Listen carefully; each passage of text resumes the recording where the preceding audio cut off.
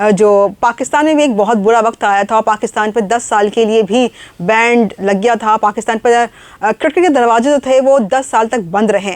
तो क्या कहेंगे कि पाकिस्तान क्रिकेट टीम ही सिर्फ या पाकिस्तानी क्रिकेटर्स ही सिर्फ जो है फिक्सिंग में, मैच फिक्सिंग में इन्वॉल्व नजर आए? क्या पूरी दुनिया में फिक्सिंग नहीं होती? दुनिया में चूँकि आप देखें इंग्लैंड और ऑस्ट्रेलिया, न्यूजीलैंड, साउथ अफ्रीका और इन तमाम जगहों पे ये लीगल है कि ग्राउंड में आप दाखिल हों, जब लॉर्ड्स क्रिकेट ग्राउंड में या ऑस्ट्रेलिया के मेलबर्न में, तो वहाँ जो बुकीज़ जो हम सट्टेबाज कहते हैं, इनके ऑफिसर्स होते हैं, वहाँ जाके आप अपनी भिड़ास मिटा लें।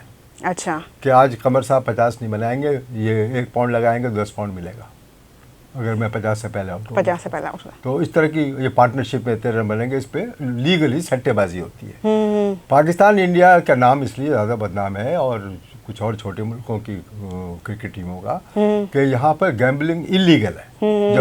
जब कोई चीज़ इलीगल होती है तो वो जाहिर है कि वहाँ पर करप्शन भी आ जाती है। इस सिलसिले में ज़्यादातर बदनाम जो मुल्क हैं वो आप देखें कि इंडिया में अजहरुद्दीन बैन हो गए, जडेजा बैन हो गए, 3-4 और खिलाड़ी थे वो बैन हो गए। पाकिस्तान में सलीम मलिक लाइव बैन हो गए और बहुत से खिलाड़ियों पे इल्ज़ामात हुए और फिर वसीम अकरम थे और इन लोगों के वसीम अकरम या वकार यूनुस या इंजमाम, ये जितने भी नाम जस्टिस क़य्यूम के इन्वेस्टिगेशन में आए थे वो तो मुझे बड़ी हंसी आती है। और उस पर मैंने यहाँ के डॉन अखबार में आर्टिकल भी लिख दिया था कि ये क़य्यूम की रिपोर्ट एक झूठ का पुलंदा है। अच्छा। तो वो जब लोगों, मैं एक यहाँ चैनल पे इंटरव्यू दे रहा था तो एंकर जो था उसने सवाल कर लिया कि कमर साहब आपकी जो नॉलेज है सट्टेबाजी जुए पे क्रिकेट के, ज़रा हमें बताएं। तो मैंने उसको कहा जस्टिस क़य्यूम की रिपोर्ट एक झूठ का पुलंदा है। अच्छा। और काश के लोगों ने प्रॉपर इसको पढ़ा होता तो उनको पता होता कि ये इस रिपोर्ट में क्या क्या चीज़ें लिखी हुई हैं। तो आप यकीन मानिए कि मैं जब ये बात कर रहा था तो जब ब्रेक हुआ तो जो प्रोड्यूसर था उस चैनल का उसने जस्टिस क़य्यूम को लाइन पे ले लिया टेलीविजन पे। अच्छा। कि कमर साहब ये कह रहे हैं आपके तो वो अब आमना सामना हो गया उस चैनल के ऊपर। राइट। तो वो जो एंकर था उसने कहा कि जस्टिस साहब ये कमर साहब कह रहे हैं कि आपकी जो रिपोर्ट है ये झूठ का पुलंदा है। तो उन्होंने कहा कमर साहब क्या कह रहे हैं? कमर साहब कह रहे हैं कि आपने इन लोगों को मैच फिक्सिंग पे फाइन नहीं किया है, आपने इनको कहा है कि ये झूठ बोल रहे हैं। तो ज़रा कमर साहब से आप बात कीजिए। मैंने कहा जज साहब मुझे बड़ा तज्जुब है कि आप हाई कोर्ट के जज हैं और आप ये कह रहे हैं कि जिन खिलाड़ियों के खिलाफ कोई सबूत मेरे पास नहीं है, आपने उनके अगेंस्ट आपने उनके लिए रिकमेंड क्यों किया है कि इनको फाइन कर दिया जाए 3 लाख? जैसे वसीम अकरम, वकार यूनुस, मुश्ताक अहमद व फलां। तो ये आप तो कॉन्ट्राडिक्ट कर रहे हैं अपनी जजमेंट को कि आप कह रहे हैं कि पास सबूत नहीं है, फिर कह रहे हैं कि इनको आप फाइन भी करें। राइट। फिर दूसरे मैंने कहा आप जजों के झूठ भी बोलते हैं। तो उन्होंने क्या मतलब, आपने क्या कहा? मैंने कहा आप झूठ बोलते हैं, आपको दुनिया के किसी कोर्ट में मैं चैलेंज कर सकता हूँ। तो कहने कि क्या मतलब? मैंने कहा आपने अपनी रिपोर्ट में ये लिखा हुआ है कि वो जो 79 में पाकिस्तान की टीम टूर पे गई भारत के, तो कलकत्ता के टेस्ट में आसिफ इकबाल सट्टेबाजी में जो इन्वॉल्व होने की कहानी और अफवाहें थी, तो उसमें जो कप्तान था इंडिया का जगदम्बा विश्वनाथ, उसने अपनी किताब में ये सारी कहानी लिखी है ये आसिफ इकबाल के मुबैना इल्ज़ामात पे। तो मैंने कहा जज साहब अथॉरिटी आप नहीं है, मैं हूँ क्रिकेट पे। राइट। आपको किसने कहा कि गंदापा विश्वनाथ ने किताब लिखी है? उसने जिंदगी में कभी किताब नहीं लिखी है। तो आपने कैसे कहा?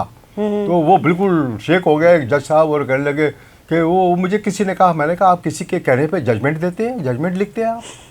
तो उनको फौरन स्क्रीन से ऑफ कर दिया गया। और दूसरे दिन मैंने डॉन में ये आर्टिकल लिख के कि justice Qayyum's report is a flawed document, Dawn ने छाप भी दिया। तो मैं ये कहता हूँ ये अफवाहें और इस तरह की चीज़ें बग़ैर सुनी सुनाई, बग़ैर तस्दीक किए हुए हमारे जज साहब ने किया था।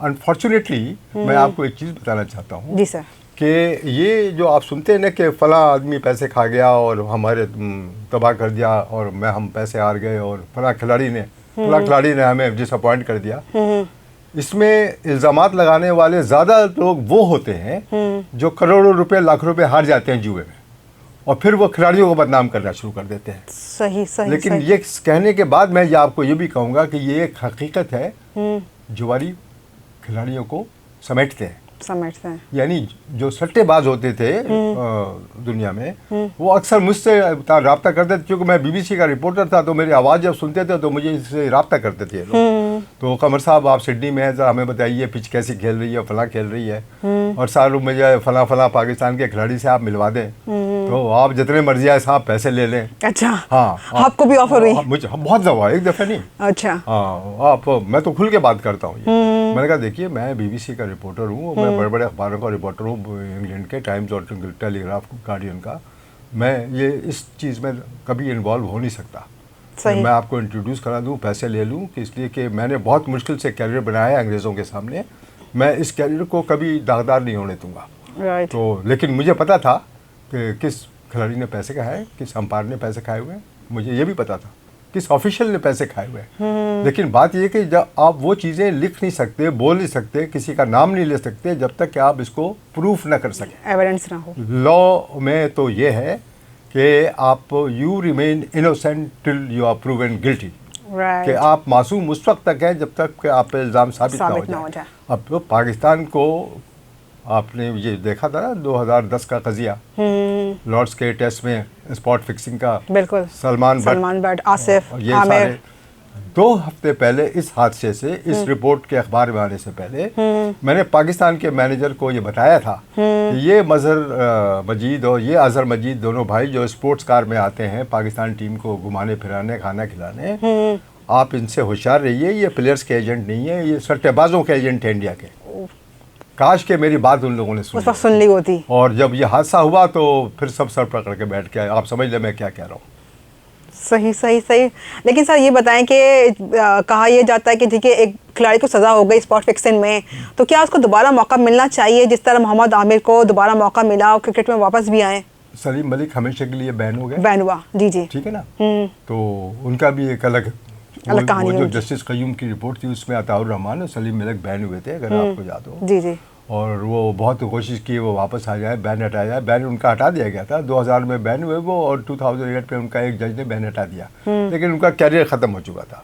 सही। और इसी तरह अताउर रहमान का भी कैरियर ख़त्म हो गया। लेकिन बात दरअसल ये है कि इस स्टिंग ऑपरेशन में इंग्लैंड में, चूँकि पाकिस्तानी खिलाड़ी काफ़ी बदनाम हो चुके थे और इंडिया के लोग, इंडिया के खिलाड़ी, तो इनके स्टिंग ऑपरेशन में एक रिपोर्टर था न्यूज़ ऑफ द वर्ल्ड का, और वो पाकिस्तानी निज़ाद था। अच्छा। और उसने कहा कि इनको खिलाड़ियों को कि मैं बहुत बड़ा सट्टेबाज हूँ, मैं आपको बड़े पैसे दिलवा सकता हूँ, मैं यूँ कर सकता हूँ, वो सारा रिकॉर्ड कर रहा था इनको। अच्छा अच्छा। और अखबार में छापने के लिए ख़बर, और उसमें ये पकड़ लिए गए सारे के सारे। और ये पहले तो ये तीनों, सलमान बट और मोहम्मद आसिफ और मोहम्मद, ये पहले तो कहते रहे हम गिल्टी नहीं है। आईसीसी की जब इन्वेस्टिगेशन शुरू हुई एंटी करप्शन की, और बाद में आमिर ने चालाकी ये की कि कोर्ट के अंदर, ब्रिटिश कोर्ट में उसने अपने को कहा कि मैं गिल्टी हूँ, तो उसको सज़ा कम मिली। सज़ा उनको ज़्यादा मिली जो मोहम्मद आसिफ को और सलमान बट को, तो उनको तीनों को जेल में डाल दिया गया। ये बड़ी, मैं समझता हूँ कि बहुत जिल्लत वाली बात थी, पाकिस्तान के लिए बेइज्जती की बात थी, पाकिस्तानी क्रिकेटर्स के लिए। लेकिन ये एक ऐसी बात थी कि पैसे के लालच में ये लोग आ गए थे, अनफॉर्चुनेटली।